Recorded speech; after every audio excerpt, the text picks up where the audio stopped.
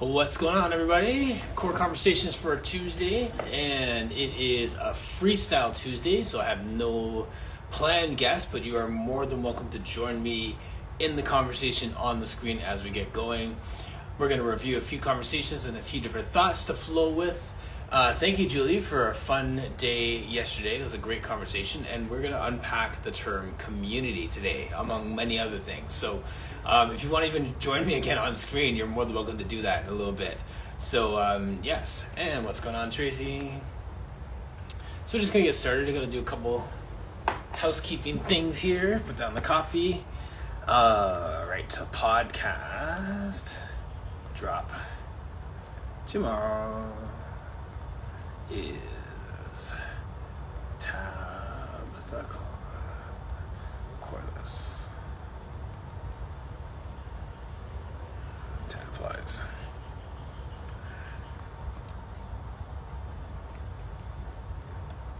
Like, subscribe, and share. Bam.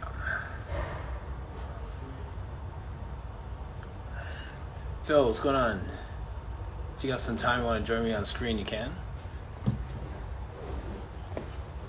Apologies, Andrea. So, Phil, if you have time, you want to come on, I'd love to hear you just talk just about your motivation stuff you've been doing lately. Applies Andrea as well. What's going on? Or Andrea. I always butcher names on this. I'm so sorry, everybody, for just how bad that is. All right. Herman.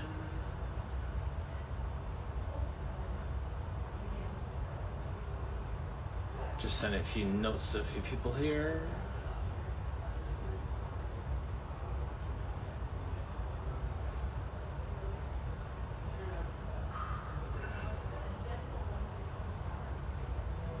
Cool. All right, Jeremy. Yeah.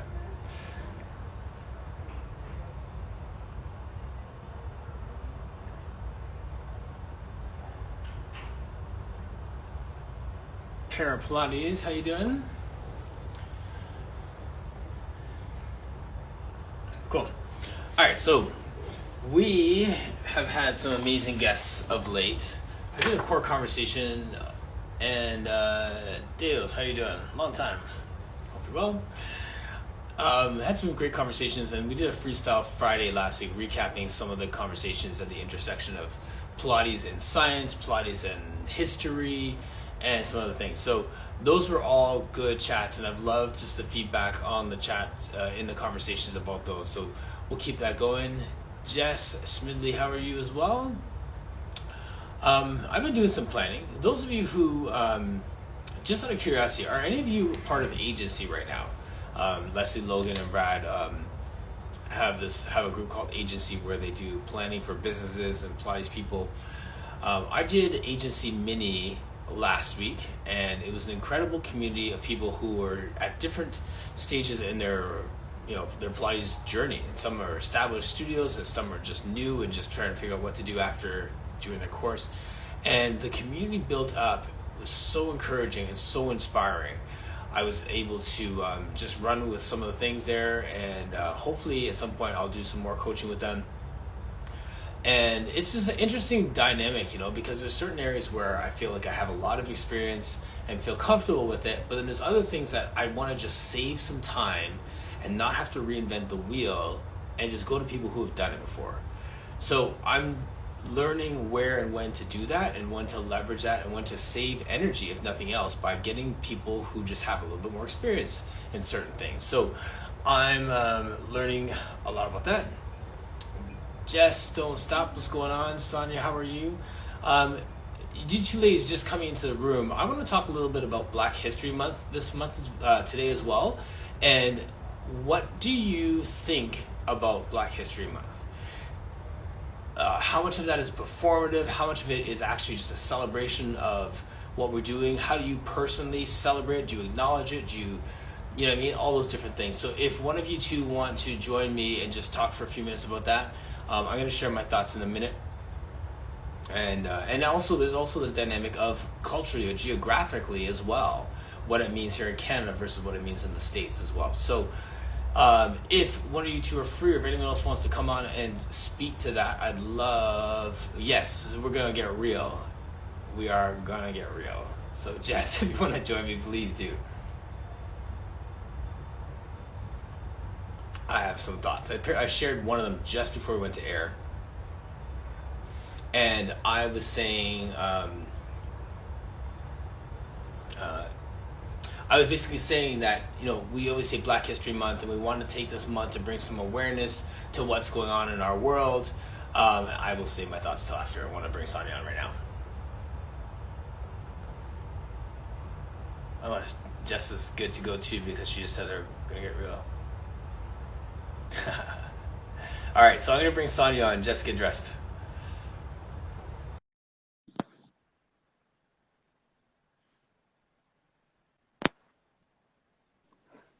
Hi. Hello. I love having you on these impromptu. Are you sure you really love it? Because I I don't know. Sometimes Okay, so I wonder. I'm gonna I'm throw trying to you. figure out which one of these I'm going to use today. This one or this one. It just depends on how I'm feeling. All right, I'm gonna throw you like a soft ball lob in there with something. Oh Okay. boy. So Jean Augustine is a Black woman in Canada who's still alive, and she was the first Black woman in Congress in Canada. I saw that. It's fascinating. I never knew that. Yes, and she's from this area. She's from Antigua, I believe. So she came to Canada when Canada made this agreement. Canada made this agreement with the Caribbean for people to come up to study and work. So she came up here, did her teacher's college, became a teacher, became a principal, and in that time when Toronto didn't have like renters' rights and human rights commissions and stuff, she was one of the people that lobbied for all those different things, got into Congress, and then passed. It was part of a group that passed a Black History Month initiative, because when she was a teacher, she was very annoyed by the fact that there was no commentary on Black slavery and things that I've highlighted, like the Black Pioneer Cemetery and Africaville and all those different things. Yeah. So she was the one who initiated that in Canada, Black History Month countrywide. So it became part of the curriculum, and they also, the NDP, the government at that time, also put into like anti-Black racism initiatives and a lot of stuff. So she's instrumental in doing all these things. So as much as I want to be bitter about Black History Month and us getting the shortest month of the year and this and that and the other, there's a part of me that wants to celebrate her accomplishments. It'd be like us establishing some kind of legislature that goes on for generations, and then it gets tainted by our community, and then we get mad and want to throw everything out at the same time. So there's that balance for me. You know what I mean? Why do you think people want to throw everything out? Because Black people start to point fingers and say this is performative. Like, I don't want to see your Black History Month. I don't want you calling me to go and speak at your lecture on Black History Month when you don't call me any other time of the year to speak on health and wellness. Like, I can't just you want me to speak just because of my skin tone, but you don't want me to speak on my expertise and pay me for my expertise. So that's the air of Black History Month that people start to push back and say, like, don't give me no Black History Month, because I can be doing this all year round. I'm capable of speaking all year round. Sort of thing. Yeah, but I think it's also a time for white people to learn that we're not just a month. We talk about we're not a monolith. So you're giving us a month. We got what, 28 days this year. Yes. 28 days, and that's it. Black people, like, that's it. We ain't got it for you no more. Like, we celebrated y'all. You done it. We gave you a Black VP. All of that. We're done. Right. Yes. But I think that this is a time for white folks to learn more about their own humanity. And how much white supremacy itself has taken their humanity from them. So they can't see other people that don't look like them as humans. I was just involved in a conversation online, which I'm still involved, as you all, I'm always in some conversation And this person posted up about animal rights today. Now it's Black History Month. She posted up about animal rights. I am not seeing this person post anything up like amplifying Black instructors, you know, and we all know what's been happening in this industry and Hmm. things like that. Um, you know, but I haven't seen her do any of that stuff, you Right. know. And then her answer to me was like, well, I posted up about Black people in my stories. Well, stories go away after Hmm. 24 hours. Right. It's But, convenient. you know, given everything that's happened in our industry and then just what's been happening, you know, worldwide, I feel like this is a time where white people can start to reevaluate what they have done. You know what? Have I? Is this can do I only show up for Black people when Hmm. they die and Hmm. Black History Month? You know, or when they give our country something that it needed, like a, Yes. you know, like Stacey Abrams, you know, and all that kind of stuff like that. Is that the only time that I show up? So, and you know, this is a time they should take time to evaluate their own humanity and Hmm. their own you know, white supremacist sort of colonization and Yes. things like that. Is that what I've done? Most likely, 99.999% of y'all have done that. What can you do Interesting. better Yes. But versus put me and Martin and Misty and everybody else up like amplify these Black people this month and then you're gone? and then we're gone. What Right. can you do all the time, every day? There's I was just listening to a Maybe conversation I that had was with this one. maybe yes. Yeah. No, I mean that's true, right? And Yeah. and and Iffy was saying when I was listening to a conversation with her earlier this today, Mm-hmm. a lot of times people do things only when it's convenient for them, right? Mm-hmm. And I've said in the past, racism, I believe racism is based on the foundation of our own plain out selfishness. We want people who look like Mm-hmm. us. We want to do things that make us comfortable. Yeah. So in the fitness industry, especially, we say, okay, we want to bring Black people, we want representation by bringing Black people into this white space. But Mm-hmm. then, but white people don't come into Black spaces because it's inconvenient for them. It's not where they live. It's not close to what Mm-hmm. they do. Mm-hmm. So there's a sense of if I'm going to just continue to do what's comfortable for me, I'm never Mm-hmm. actually going to do the work that is going to make us Yeah. all better, right? Yeah. And you know, that's what I call in my decolonizing Pilates mentorship program for white folks. That's what I call adult shit.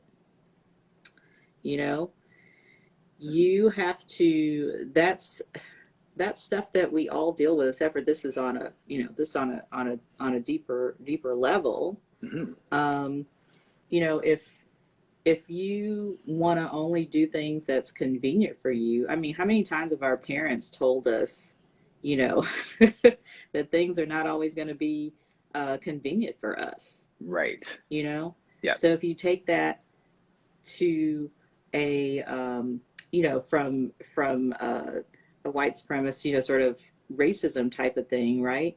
How Mm-hmm. many times, I mean, are you going to be are things going to be convenient for you? You know, even when you try to make them convenient, they're not going to be convenient. There's Right. always going to be something, you know, there's always going to be something out there. So, Mm-hmm. um, you know, the another thing that I've really been stressing in my mentorship group is about, and I was surprised I got here, but it's really true from a social worker standpoint.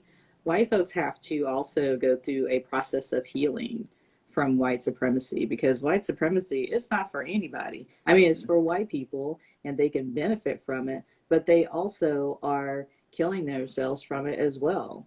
You know, because it's not Yes. great. You know, they're stepping on each other trying to get to the top. You know, they've divided Yes. themselves. Mm-hmm. You know, Pilates itself is divided because classical and contemporary and all the other dumb shit Hierarchals. underneath Yeah. classical. Right. You know, so how is that healthy for anyone? You know, so they also have to heal themselves from that and decolonize their minds from that. Yeah.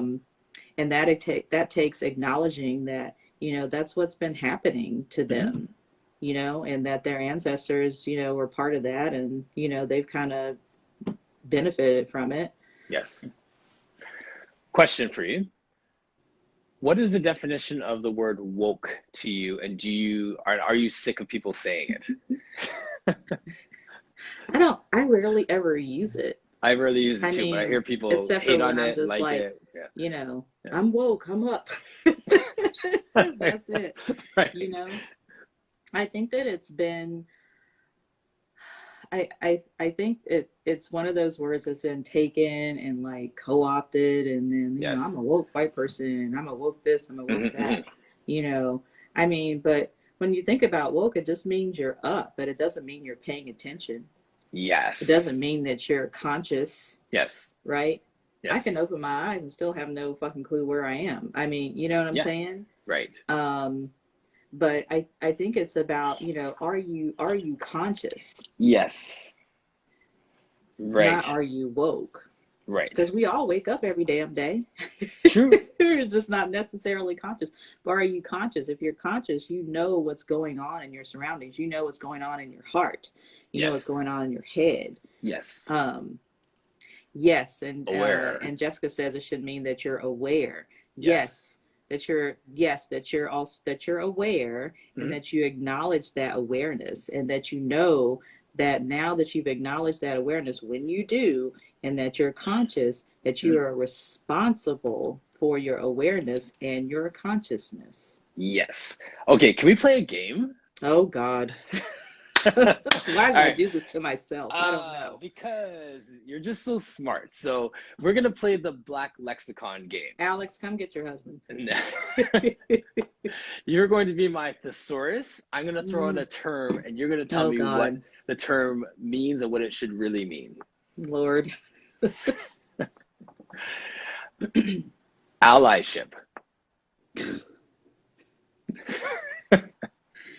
That is not my favorite word, and you know it. Okay. What it's supposed to mean? It should mean acting. It should mean being conscious. It should mean being aware. All the time, every time. It should mean making mistakes, and then knowing. Alex is laughing. Making mistakes, but also knowing that, you know what, I made a mistake. I'm going to pick it back up, and, adult shit, as I say, and I'm going to keep moving. That's what allyship is. I hate that word. I like acting allyship. Yes, that's I what I was like going to that. go to. For which, this is a book plug right here. Right. My friend, I got this book early. Thank you, Rachel Ricketts. So this book is on sale. She's a Canadian as well. All right. So you know. Yes. So do better. It's on sale today. My Decolonizing Pilates mentorship group is having they're reading this as we speak. What's the author's name? I'm putting it in the comment section. Rachel Ricketts. Yeah. So we're gonna be reading this book in March. I mean, look how thick it is. We have to start early. But she actually talks about acting and allyship in here. Mm-hmm. Yes. And it's funny because I was using that before, and when I was flipping through the book and saw it, and I was like, oh my God, great minds think alike. This is amazing. So that captures your idea. So it's not about being an ally, it's about doing the work of an ally. It's acting in allyship. Mm-hmm. So that's a better phraseology than for me to just say, look, I'm an ally, look, I'm an ally. Yeah. Because titles mean nothing, right? You can be Miss America for a year. It doesn't mean that you're Miss America. And it doesn't mean like you acted like Miss America is supposed to act. But then when your reign is up, what are you going to do? Right. You know? So you could decide that you don't want that title anymore, you know? Mm-hmm. As a white person, you just be like, well, I ain't got time. You know, this is too much work. And so you could just ditch the title, you know? But the action you can be held accountable for. You can't be held accountable necessarily for your title. Right. Like as Miss America, but you can be held accountable for your actions. Yes. As Miss America. Second word? Former Miss America, you can do that. Yes, true. Okay, second word? Oh boy. You're scaring me. Inclusion. You know, Martin, you know I don't like these words. I don't know why. Because you what you do is you educate us. Because then and what happens is people drop these terms, and then the term changes as we think more on it, and it gets expanded, and then we recognize that, wait a minute, it would be better captured in this phrase than in this word. Damn it. I don't like that word either. Here's the reason why. Obviously it's a valid word, okay? It is a valid word, so don't get me wrong. But it's another term that's thrown around all the time. We want to be inclusive. We want to be inclusive. We want to be inclusive. To me, and this is just me, I don't think I'm right all the time, but I think I'm right most of the time. When you say you want to be inclusive, you can also decide that you want to be exclusive at some time. Yes. You know? Matter of convenience. Yeah. So again, there you go. You go back to what's convenient. Well, it's convenient for me to include you, but does that inclusion also mean that I get to say something and that I get to hold you accountable? Yep. Right. So I'd say if we're going to use inclusion, you better have accountability right behind that. Yes. Because you're not going to put me in with a bunch of pigs and expect for me to just play around with them and not say anything about being in the mud. Yes. You know? Yeah. Yes. Okay, yes, if that's what you want to say, yeah. No, that's it. So if instead of dropping the word inclusion or inclusivity, we need to say inclusion and accountability. Not that it's the rule now, hard and fast, but like not to completely rule it out, but right. You know, I'm bringing you into a space that's been exclusive, and I'm including you, but I want you to bring accountability for my part in what I have played because you have been excluded. Because I have played a part. Yes. In your exclusion. Right. Okay. I'm learning something myself. Well, thank you. Sometimes I'm not sure whether to thank you or slap you. Well, sometimes we say it out loud and it makes sense, right? We formulate it better. So, okay, next one. I had it on the tip of my tongue. That's okay. At least you don't have to worry about menopause. I do. No. This is me not wanting to interrupt you mid-thought. So, what was the phrase again? It's another one that we drop all the time. Diversity. Privilege. Privilege. Privilege. I mean, I think that phrase is thrown around. Yes. I think that all words have, I don't think that there's like one solid meaning to every word out there, Yep. Privilege is one of those. I mean, we all have a privilege in some way. Like we have a privilege to live in the countries that we live in because we have freedoms that other countries don't have. Yes. Right? Right.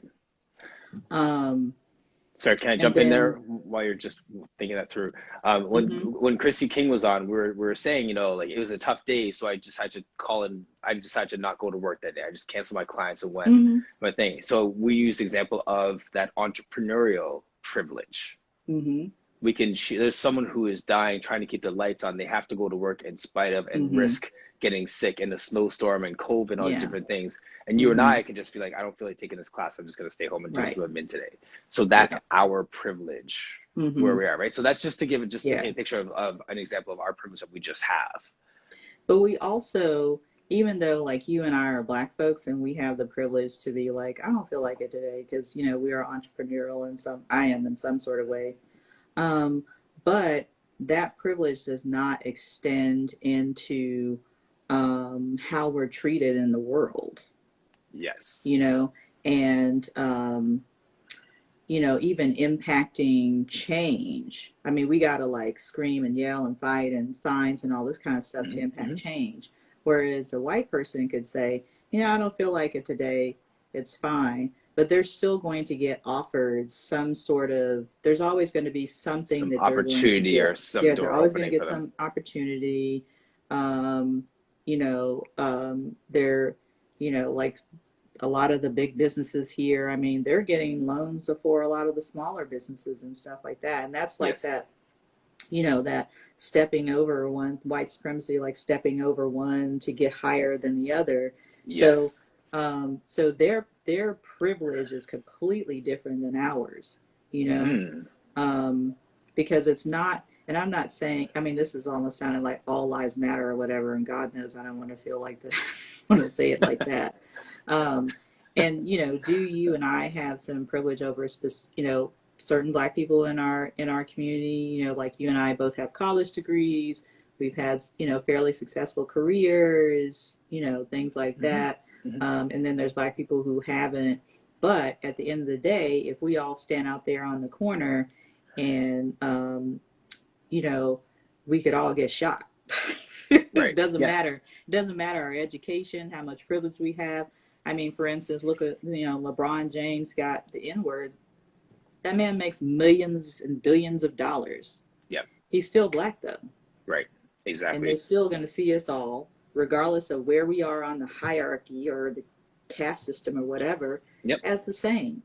Whereas white folks, you know, it's just like, oh, that's a white person. So you got to make sure that, you know, that they're out of the way. Like, oh, they shot somebody. Okay, well, it's probably, you know, most likely it's probably because they have some sort of mental illness. Mental health, you know, things are hard. Yes. You know? We don't get that. Right. So that's a completely different privilege than what we experience. Right. And well, one of the privileges we talked about was within the plies industry with studio ownership. Right. So if there's been the hurdles that we've had to jump through to own a house, to get our business generationally, all these different things, what is the average length of time that a Black person has owned a studio compared to the amount of time that a white person has owned a studio on average? Right. So if you look in the US alone, the average ownership time that a white studio has been owned versus a Black studio, there may be one or two people that have owned a studio for 15, 20, 25 years. But then for the most part, people just open them up now. So it's those years of having that privilege that set us so far behind that we're now doing things and establishing things that have been established for years for other cultures because they didn't have to go through those hurdles. They had those privileges and didn't even know they had those privileges. They just walk in, get a loan. They just walk in and have a job opportunity. Their buddy thinks about them and gives them a job, that sort of thing, right? So you know, I want to bring this up. So the other day I posted, because I'm going to be interviewing Sarita Allen.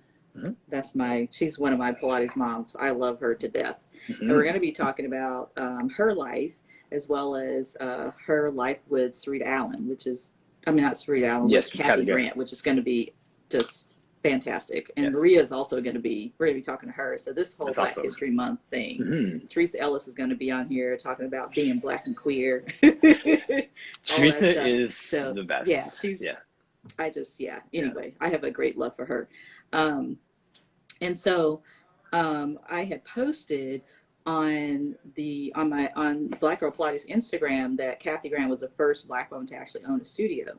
And so Maria, in her beautiful style, came to me in the DMs. She was like, sis, now you know that she didn't own that. That's not what she said, but I'm just saying this in that kind of way.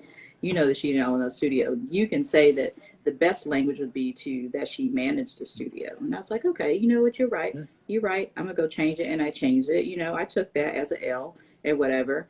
But even with that, like, I think, you know, inside, like, I wanted to feel like she was the first one to actually own a studio. And even though she didn't own it, she managed the studio. She was entrusted with it. Yes. And even though she didn't outright own it, to me, it was like ownership. Yes. Because she took a certain ownership to it. And she said, as we've heard from, you know, Sarita and Wendy and Dr. Jacqueline, that, you know, she gave them these stipulations, like you have to let the dancers in, they can't pay, they ain't got that kind of money, you know, and all this kind of stuff like that. And a lot of the Black celebrities had to come through the back door, you know, because they were Black back then.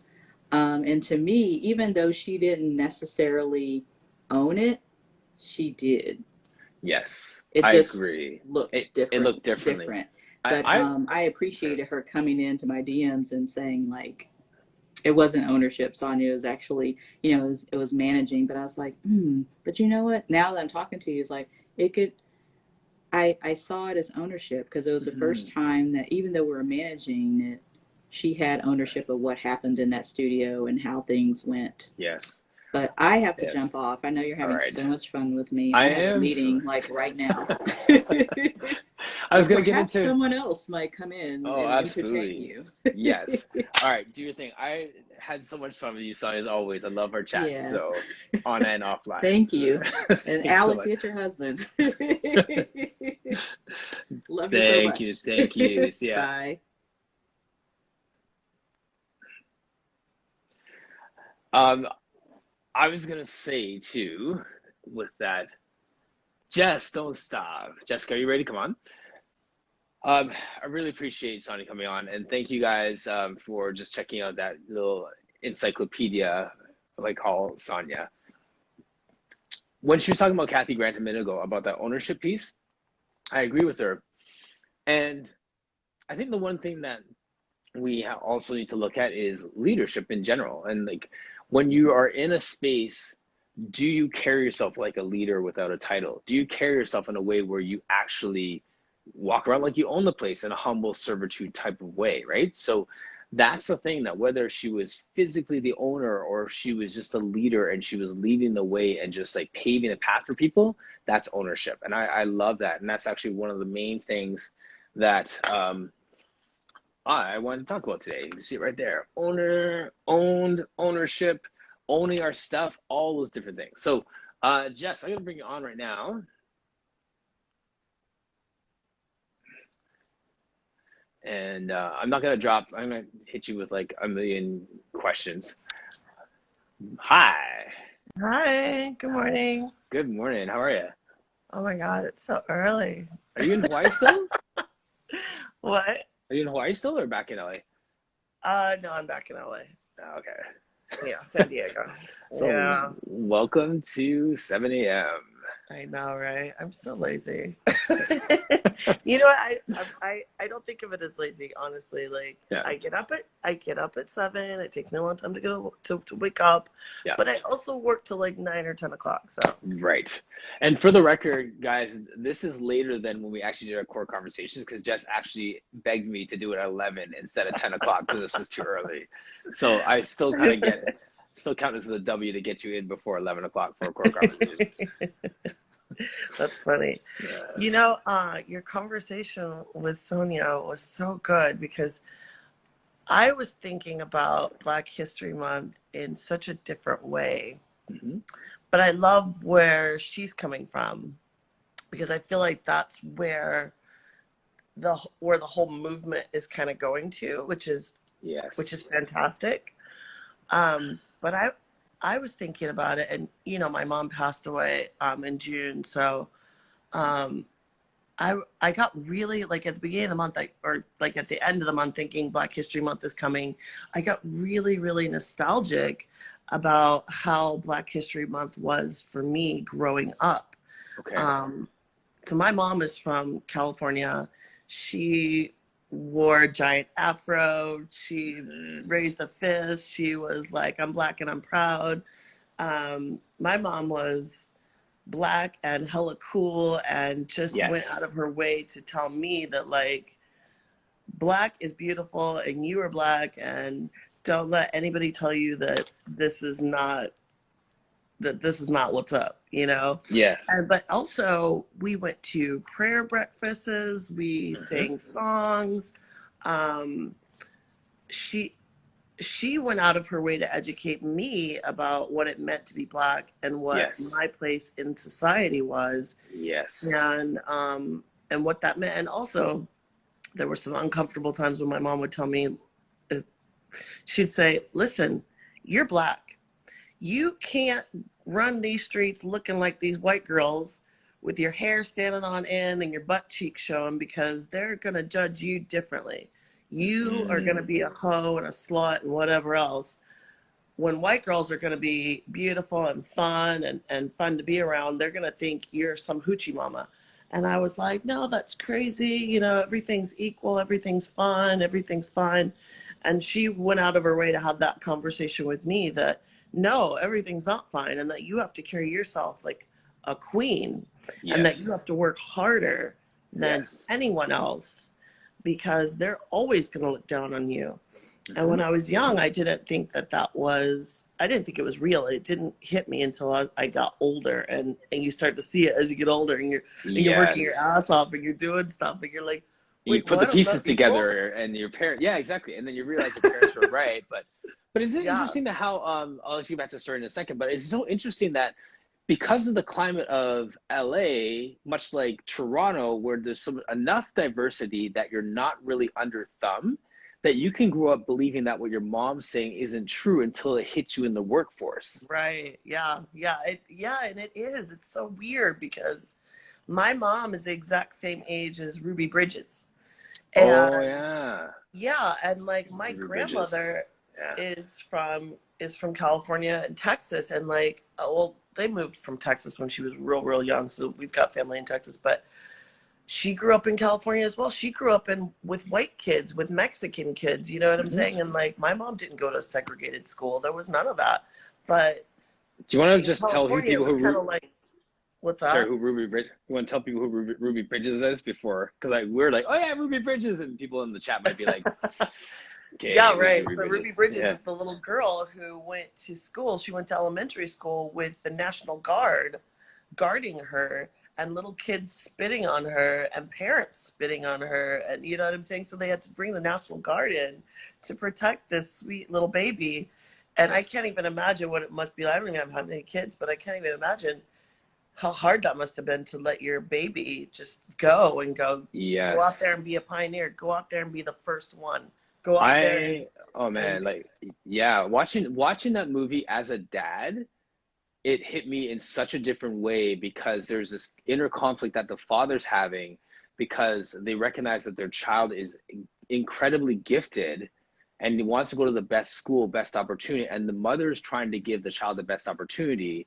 And the father wants to give her the best opportunity, but also wants to protect his daughter.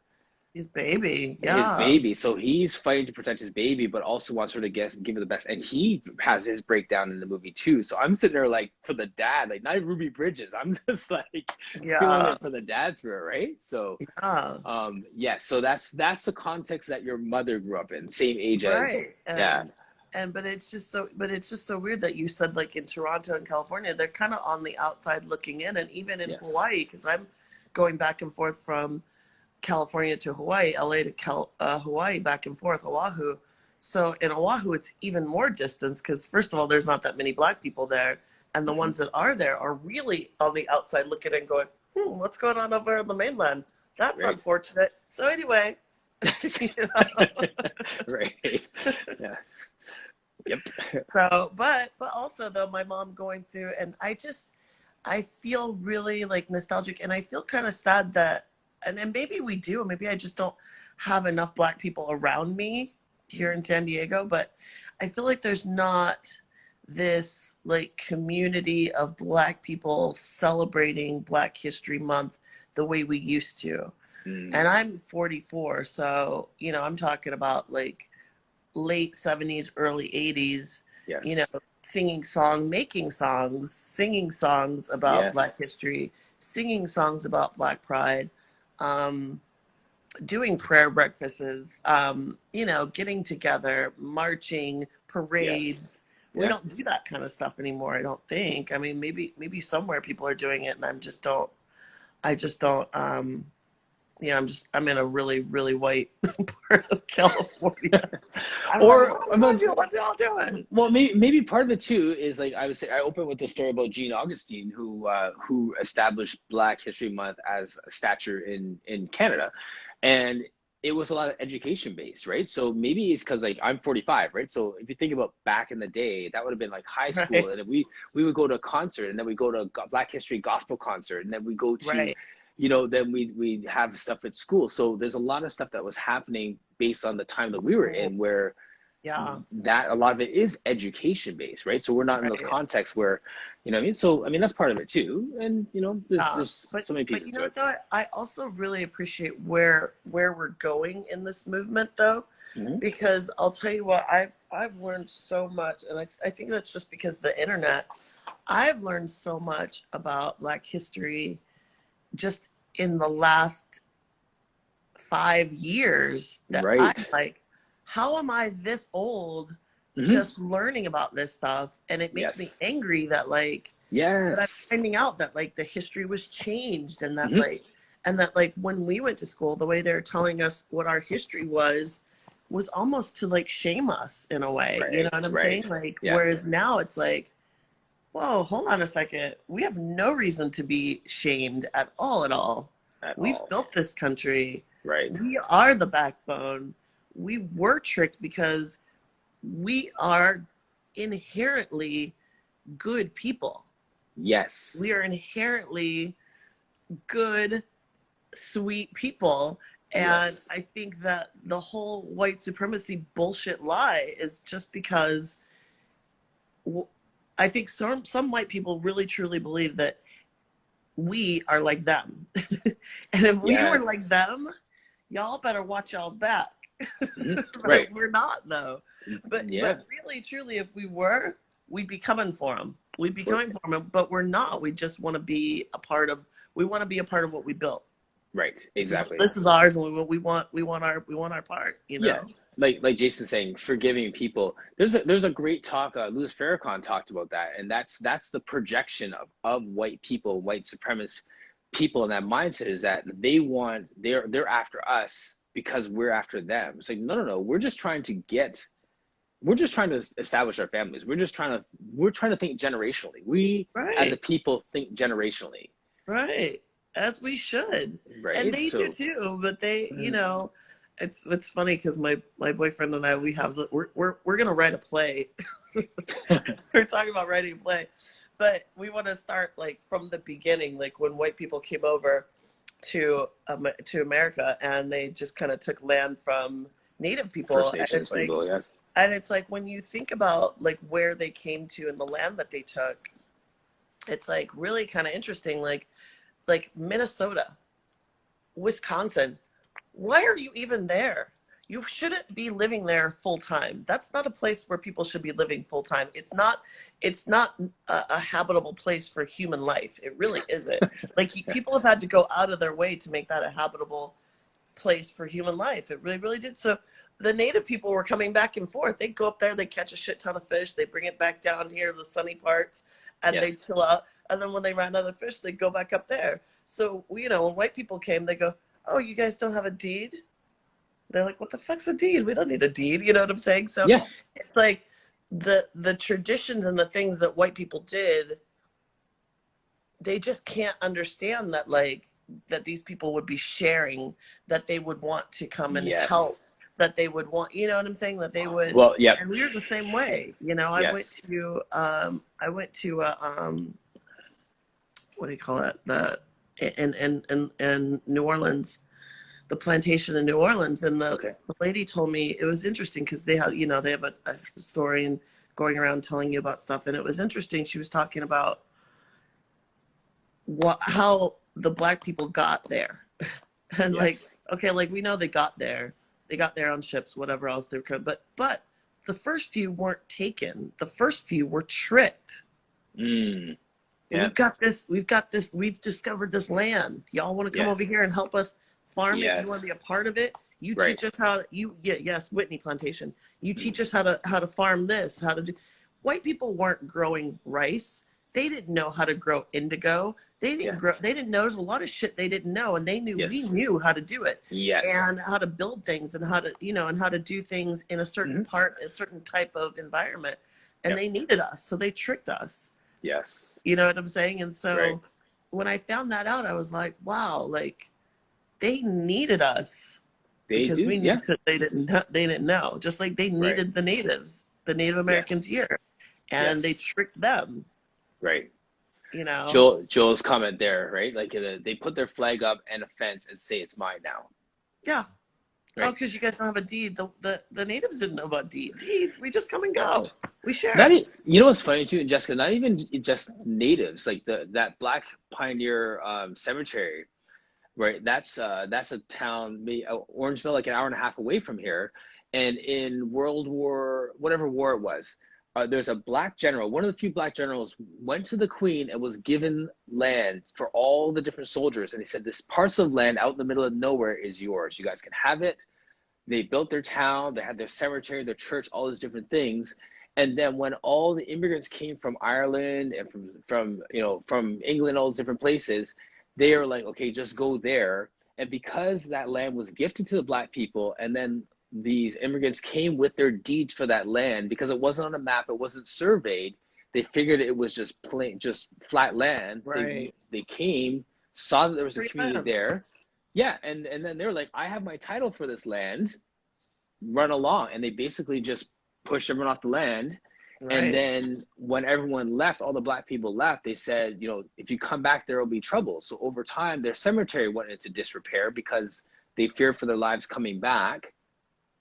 And then eventually a farmer just leveled the fields. Oh, wow. So, they took all the cemetery things down and made it a potato farm.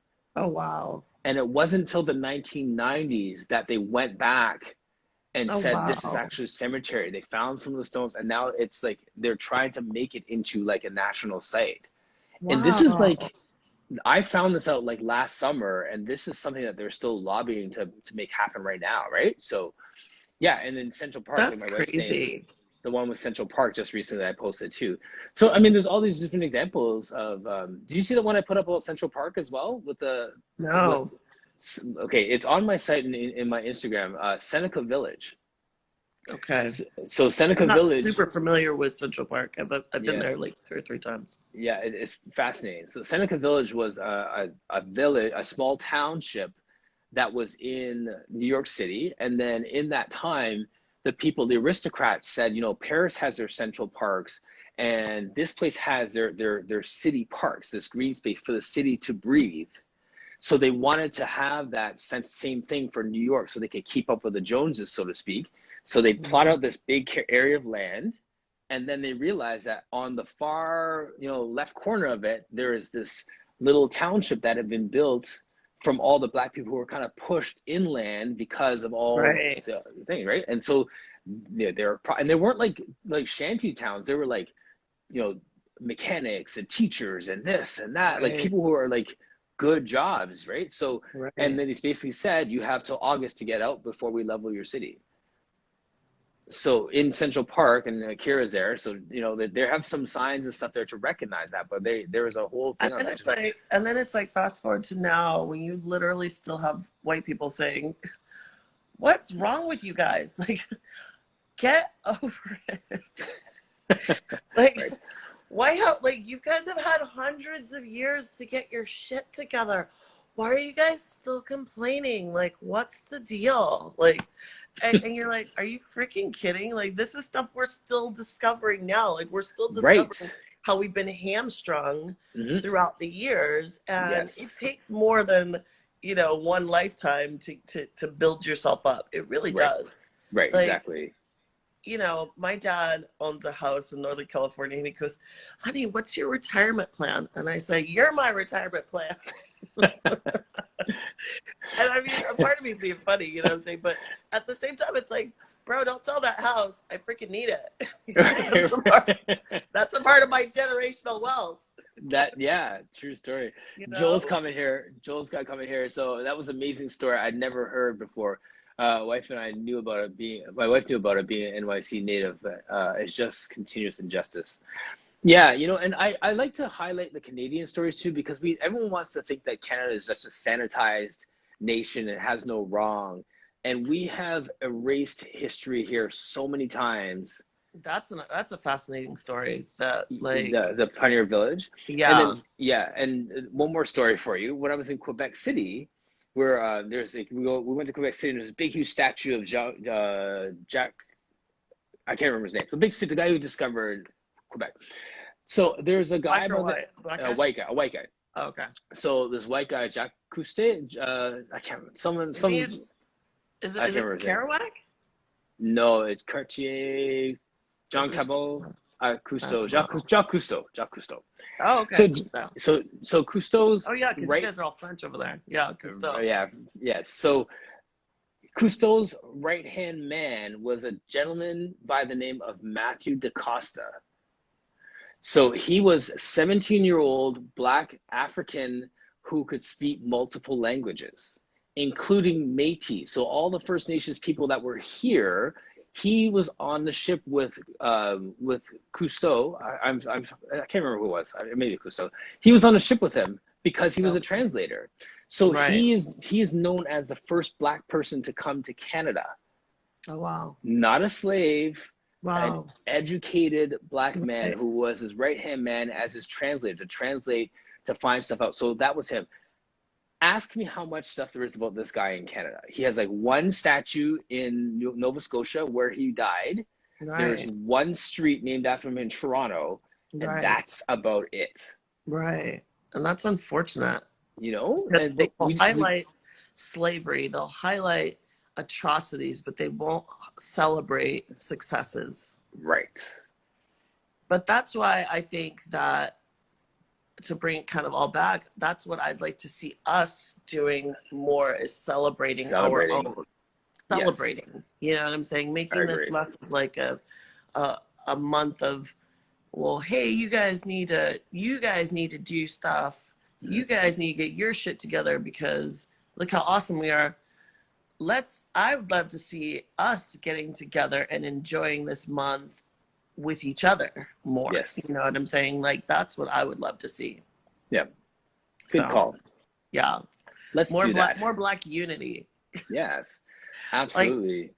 Like I mean, I'm here in San Diego, but it's like, I feel like I just want to see more Black unity, and I don't see enough of it. I know maybe it's just because I'm in San Diego, but no, it's true. I mean, but like we do that online. We do that in our ways. I know, and that's why I'm so grateful for my online community and what, you know, it's like the internet. We discovered this fire, and it's like some of us are total cavemen with it, and some of us are really using it to do great things. So yes. Can I throw one term at you to hear your definition of it? oh sure, this will be fun. Okay, it's quite simple, but I just want to hear how you define it. Black is beautiful. That's interesting. It's interesting because I feel like it's a phrase that stands on its own, but it's also it's a proclamation. It's an affirmation. It's more than just one statement. It's got more than one use, I think. I think initially where it came from, it is an affirmation. Yes. And it's for us to remember. Because we're in the sea of like white faces, and we're being told constantly that what your skin looks like is not considered beautiful. Right. But that's bullshit. Black is beautiful.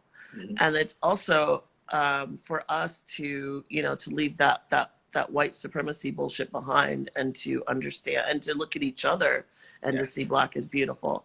Because I think, you know, it's been ingrained in us to be afraid of each other, or to not look at each other in that way. And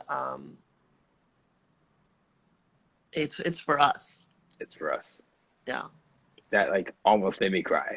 Yeah. You know, that's true. Like that is for us. And, you know, in spite of the messages and the distractions and the, you know, remember that we are beautiful. Not just you, not just me, all of us. Look at us, see our beauty, see it with each other, go towards each other, be with each other, because we've been programmed to avoid each other for so long. Yes. You know? Right. Yeah. I wanted to talk about community today, and we just talked about community for 54 minutes and never said the word once. So thank you.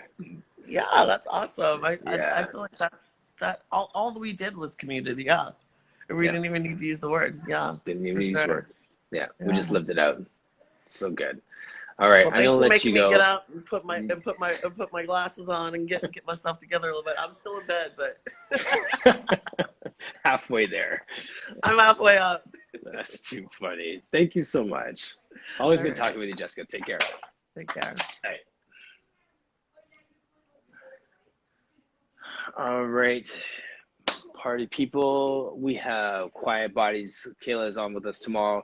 Thank you for our Black History Month, Black is Beautiful celebration day. Not planned, that's just how we roll on a Freestyle Tuesday. Take care, see you guys tomorrow on Core Conversations.